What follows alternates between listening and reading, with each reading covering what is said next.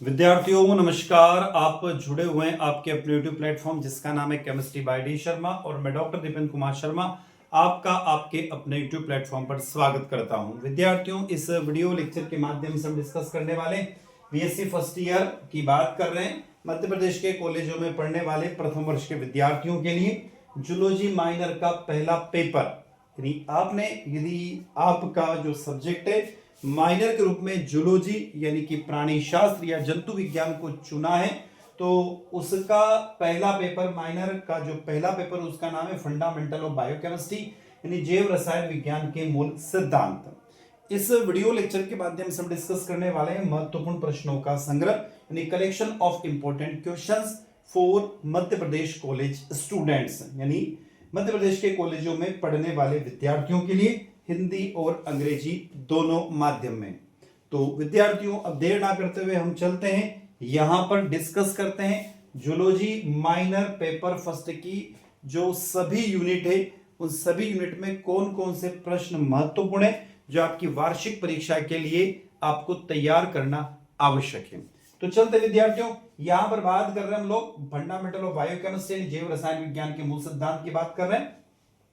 पहली यूनिट जिसका नाम है ancient history background of biochemistry, definition of biochemistry and water, जैव रसायन विज्ञान की प्राचीन ऐतिहासिक पृष्ठभूमि, जैव रसायन विज्ञान और जल की परिभाषा। तो इसमें हम कुछ प्रश्नों की तरफ चलते हैं, वन बाय वन प्रश्नों को डिस्कस करते हैं। उन प्रश्नों को आपको याद करना आवश्यक है, पढ़ना आवश्यक है। पहला प्रश्न जो आपको स्क्रीन पर दिखाई दे रहा है वो क्या कह रहा है, उस प्रश्न की तरफ हम लोग चल रहे हैं। पहला प्रश्न है बायोकेमिस्ट्री की परिभाषा लिखिए, यानी डिफाइन बायोकेमिस्ट्री। दूसरा क्वेश्चन जो आपको स्क्रीन पर दिखाई दे रहा वो प्रश्न है, क्या कह रहा है दूसरा प्रश्न, भारतीय ज्ञान प्रणाली के संदर्भ में जैव रसायन विज्ञान क्या ऐतिहासिक महत्व पर प्रकाश डालिए। Illustrate the historical significance of biochemistry in the context of the Indian knowledge system. तीसरा प्रश्न जो आपको पढ़ना आवश्यक है वो है प्राचीन भारतीय चिकित्सा पद्धति में रसायन शब्द से क्या तात्पर्य है, जैव रसायन विज्ञान ने आयुर्वेद के विकास में किस प्रकार योगदान दिया। What is meant by term of रसायन in the ancient chemistry in medicines? How is the biochemistry contribute to the development of Ayurveda? चौथा प्रश्न जो आपको पढ़ना आवश्यक है वो है कणाद। किसका प्रश्न है? कणाद का प्रश्न है। उसके तरफ चलो, उस क्वेश्चन की तरफ हम लोग। एक मिनट, थोड़ा सा इसके अंदर टेक्निकल प्रॉब्लम क्रिएट हो रहा है, मैं इसको सही कर रहा हूं अभी। तो हमारे टेक्निकल जो प्रॉब्लम थी हमने वो शॉर्ट आउट कर दी है। अब हम आ गए चौथे क्वेश्चन की तरफ। कणाद और सुश्रुत जैसे ऋषियों के योगदान का वर्णन करते हुए समझाइए कि प्राचीन भारत में पदार्थों के जैव रासायनिक गुणों का ज्ञान किस स्तर पर था। Explain the level of knowledge of the biochemical properties of the substance in ancient Indian the contribution of सेक्स लाइक कणाद एंड सुश्रुत। पांचवा प्रश्न बहुत बढ़िया सा प्रश्न है, वो है त्रिदोष दान यानी वात पित्त और कफ का सविस्तार वर्णन कीजिए। इलॉबरेट ऑफ द त्रिदोष थ्योरी वात पित्त एंड कफ। छठा प्रश्न है शरीर में समस्थिति बनाए रखने के लिए वात पित्त और कफ तीनों को संतुलन क्यों आवश्यक है। Why is the balance of vata pitta and kapha essential to the maintain homeostatics in the body. सातवां प्रश्न है पंच महाभूत जिसमें पृथ्वी, जल, अग्नि, वायु और आकाश की अवधारणाओं को स्पष्ट कीजिए।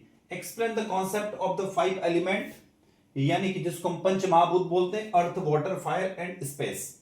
आठवां प्रश्न है पंच महाभूत पृथ्वी, जल, अग्नि, वायु और आकाश तत्वों के विशिष्ट जैव रासायनिक गुणों का वर्णन कीजिए।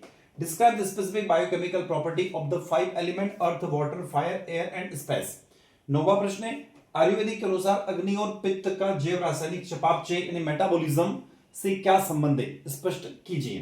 According to Ayurveda what is the relationship of the fire and the pitta to biochemical metabolism, explain its. 10वां प्रश्न है जल के अणु यानी वाटर मॉलिक्यूल की 3D स्ट्रक्चर को एक्सप्लेन कीजिए और इसमें जो हाइड्रोजन बॉन्ड पाए जाते हैं उसमें हाइड्रोजन बॉन्डिंग को समझाइए। नेक्स्ट है 11वां प्रश्न पीएच मेजरमेंट यानी पीएच में पैमाने से आप क्या समझते हैं, वीक एसिड और वीक बेस के बीच में डिफरेंस कीजिए। जैविक प्रणालियों में उनके इंपॉर्टेंस को भी समझाइए। 12वां प्रश्न है बफर सॉल्यूशंस क्या है। ठीक है, मानव शरीर के रक्त में पीएच को बैलेंस रखने के लिए बायोकार्बोनेट बफर सिस्टम की जो भूमिका होती है उसको आपको समझाना होगा। 13वां प्रश्न है जल को यूनिवर्सल सॉल्वेंट यानी सार्वभौमिक विलायक क्यों कहा गया है? Why is water is called a universal solvent? Write an essay on the biochemical significance. इसके जैव रासायनिक महत्व पर एक आर्टिकल लिखना है, निबंध लिखना है। 14वां प्रश्न, जल की 3D स्ट्रक्चर बनाने के चरणबद्ध तरीकों को समझाइए और यह स्पष्ट कीजिए कि वाटर के अंदर 104.5 डिग्री का बॉन्ड एंगल पाया जाता है। 15वां प्रश्न, अपने क्षेत्र के स्थानीय जल निकायों जैसे वाटर, जैसे हम बोलते हैं ना पॉन्ड यानी तालाब, रिवर यानी कि नदी और बावड़ी यानी स्टेपवेल के संरक्षण के लिए एक मॉडल आपको बनाना होगा, एक रूपरेखा आपको तैयार करना होगी। और 16 प्रश्न है, जल की शुद्धता की जांच के लिए कौन सा बायोकेमिकल टेस्ट किया जाता है? यह प्रश्न आपको 16 प्रश्न पहली यूनिट में हमने बताया, उन प्रश्नों को आपको तैयार करना होगा। अब हम आते हैं यूनिट नंबर 2 की तरफ, जिसका नाम है बायोमोलिक्यूल्स। और बायोमोलिक्यूल्स में दो टॉपिक को डिस्कस करेंगे हम लोग, कार्बोहाइड्रेट और प्रोटीन के प्रश्नों के बारे में बात करेंगे। पहला प्रश्न है, कार्बोहाइड्रेट की सामान्य संरचना को परिभाषित कीजिए। Define the general structure of the carbohydrate.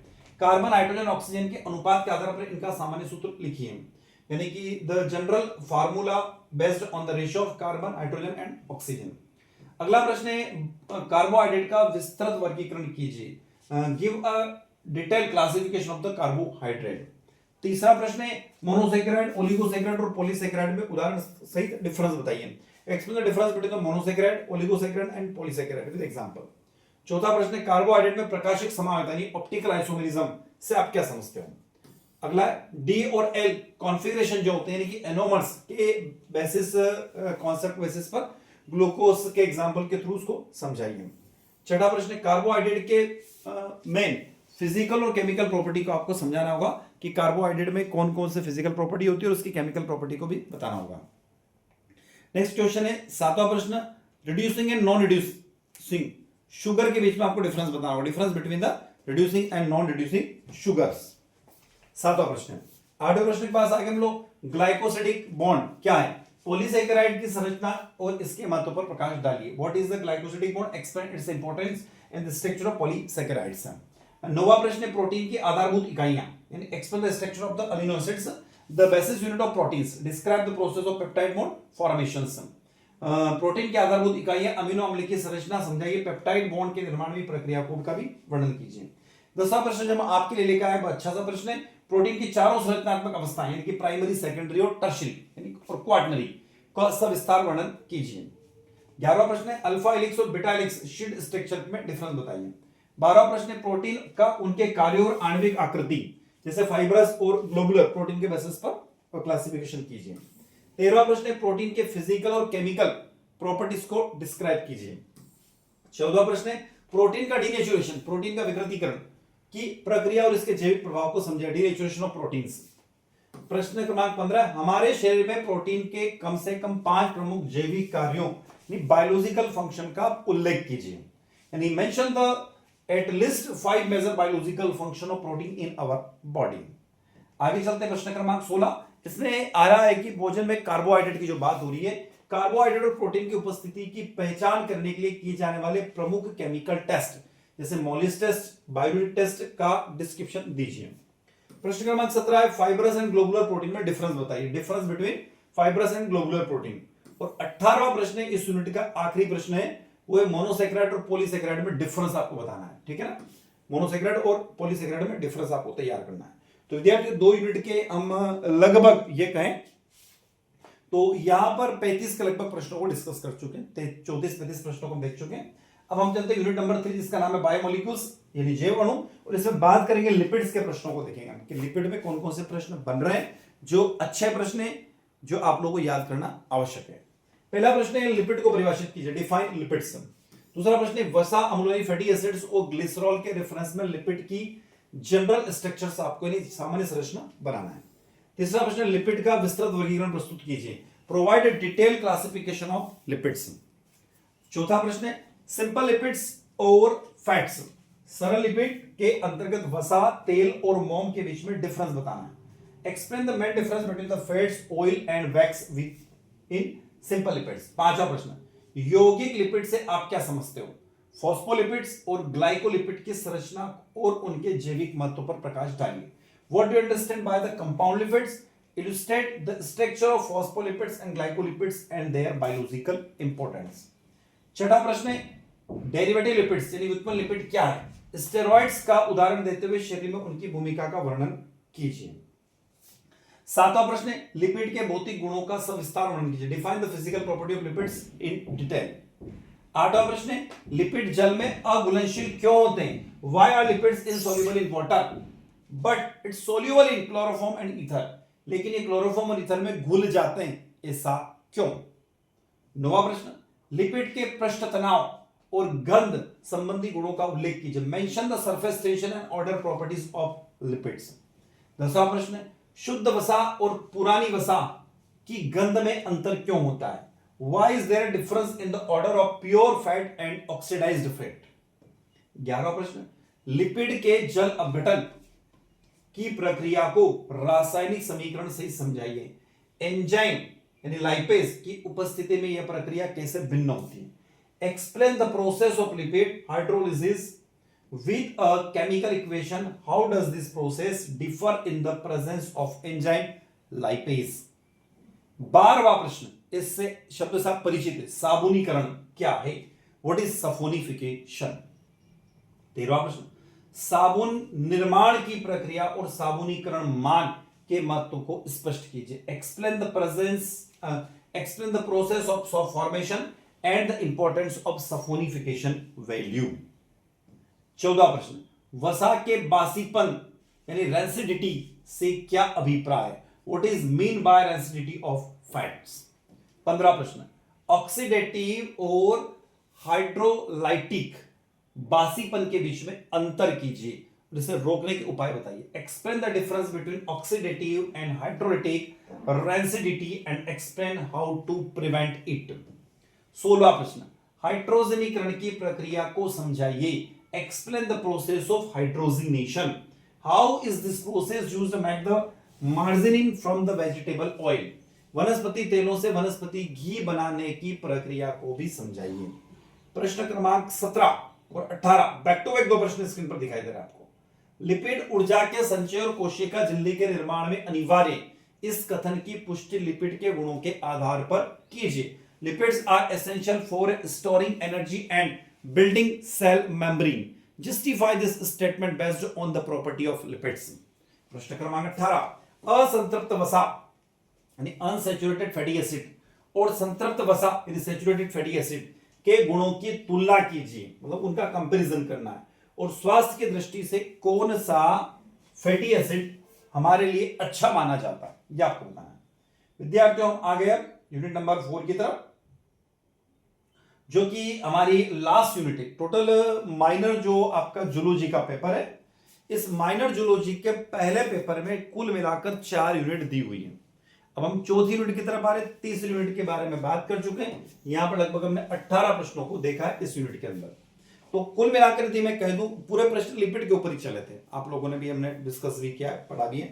तो यहां पर यदि मैं कहूं तो लगभग हम 40 या 50 प्रश्नों के बारे में हम डिस्कस कर चुके। अब हम आ रहे हैं इकाई 4 जिसका नाम है एंजाइम एंड विटामिन। एंजाइम और विटामिन के बारे में भी कुछ प्रश्न देखते हैं। ये प्रश्न बहुत अच्छे से प्रश्न है। पहला प्रश्न है एंजाइम के नामांकरण की आधुनिक पद्धति को समझाइए, explain the modern system of nomenclature of enzyme. जो दूसरा प्रश्न है एंजाइम की पद्धतिगत नाम सिस्टमेटिक नाम और ट्राइवेलेंट नेम में क्या डिफरेंस है, यह आपको बताना होगा। तीसरा प्रश्न आईयूबी प्रणाली के आधार पर एंजाइमों के वर्गीकरण का सविस्तार वर्णन कीजिए 6 प्रमुख उदाहरणों के साथ। 6 नहीं, मैंने 6 नाम दे दिए, यहां पर 6 बता रखा, आपको 4 या 5 एग्जांपल याद कर लीजिएगा एंजाइम के। चौथा प्रश्न एंजाइमों के विशिष्ट लक्षणों की व्याख्या कीजिए, explain the unique characteristics of enzyme. देखो एंजाइम की एक विशिष्ट बात होती है, एक स्पेशल रिएक्शन के लिए स्पेशल एंजाइम की रिक्वायरमेंट होती है। हम ये कहते हैं कि भैया एक एंजाइम है और सभी रिएक्शनों में काम करेगा, ऐसा नहीं है। पांचवा प्रश्न एंजाइम की कोलाइडियल नेचर यानी कोलाइडी प्रकृति और उच्च विशिष्टता उनके कार्यों को कैसे प्रभावित करते हैं। How does the colloidal nature and the high specificity of enzyme affect their function. छठा प्रश्न एंजाइम की क्रियाविधि को समझने के लिए ताला चाबी सिद्धांत और प्रेरित फिट सिद्धांत की तुलनात्मक व्याख्या कीजिए। सातवां प्रश्न पीएच और तापमान एंजाइम की सक्रियता को किस प्रकार प्रभावित करते हैं, ग्राफ की सहायता से ऑप्टिमम वैल्यू की अवधारणा को स्पष्ट कीजिए। अगला प्रश्न मेटाबॉलिज्म में यानी चयापचय में एंजाइमों के महत्व पर एक निबंध लिखिए। क्या एंजाइम के बिना जीवन संभव है? इस पर आप रीजन दीजिए।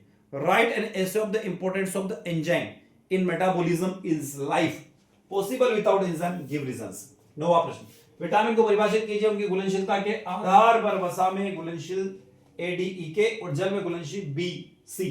विटामिनों के बीच में डिफरेंस लिखिए। 10वां, निम्नलिखित विटामिनों के जैव रासायनिक कार्यों और उनके आहार स्रोतों का वर्णन कीजिए। जैसे vitamin A retinol, vitamin C ascorbic acid, vitamin D calciferol. 11वां प्रश्न, विटामिन की कमी से होने वाले रोग यानी डेफिशिएंसी ऑफ विटामिन, विशेष रूप से स्कर्वी, रिकेट्स और रतौंधी के कारणों और लक्षणों के बारे में बात कीजिए। 12वां, विटामिन बी कॉम्प्लेक्स के विभिन्न घटक जैसे B1, B2, B6, B9, B12 की महत्व और उनकी कमी से होने वाले हमारे नर्वस सिस्टम में किस तरीके से डिसऑर्डर डेवलप होता है वो भी आपको पढ़ना होगा। 13वां प्रश्न, एक बड़ा अच्छा सा शब्द है अति विटामिनता। ये बहुत कम सुनने को मिलता है। हम बोलते हैं विटामिन की कमी ठीक है। कोई व्यक्ति यदि बॉडी के अंदर ज्यादा विटामिन ले लेता है तो उसको बोलते हैं अति विटामिनता। हाइपर विटामिनिसिस क्या है? इसके विटामिन का अत्यधिक सेवन से शरीर में होने वाले जो डिसऑर्डर है, हानिकारक प्रभाव है, वो भी आपको पढ़ना होंगे। 14वां प्रश्न, एंजाइम के नामांकन में प्रयुक्त होने वाले प्रत्यय यानी सफिक्स जैसे माल्टेज, लेपियस का उल्लेख करें। Mention the suffix ASE use in the naming of the enzyme. Exam maltase और लेपियस। विद्यार्थियों, आप जुड़े हुए थे मेरे साथ यानी डॉक्टर दिव्यंत कुमार शर्मा के साथ, आपके अपने यूट्यूब प्लेटफॉर्म जिसका नाम है केमिस्ट्री बाय डी शर्मा। तो मैं आपके साथ जुड़ा हुआ था। वीडियो लेक्चर अच्छा लगता है तो वीडियो को लाइक अवश्य कीजिएगा। आपके क्लासमेट तक, आपके साथियों तक, आपके दोस्तों तक वीडियो को शेयर कीजिएगा। कमेंट बॉक्स में कमेंट करके जरूर बताइएगा और चैनल को सब्सक्राइब अवश्य कीजिए जिससे आपको लेटेस्ट वीडियो अवेलेबल होते रहे और हमें भी एक मोटिवेशन मिलता है और इसी तरीके से हमेशा हम आपके साथ बने रहे। तो मैं यही तक आपसे बना हुआ हूं। अगले वीडियो के साथ पुनः आपसे मुलाकात होगी। तब तक जय हिंद, जय भारत।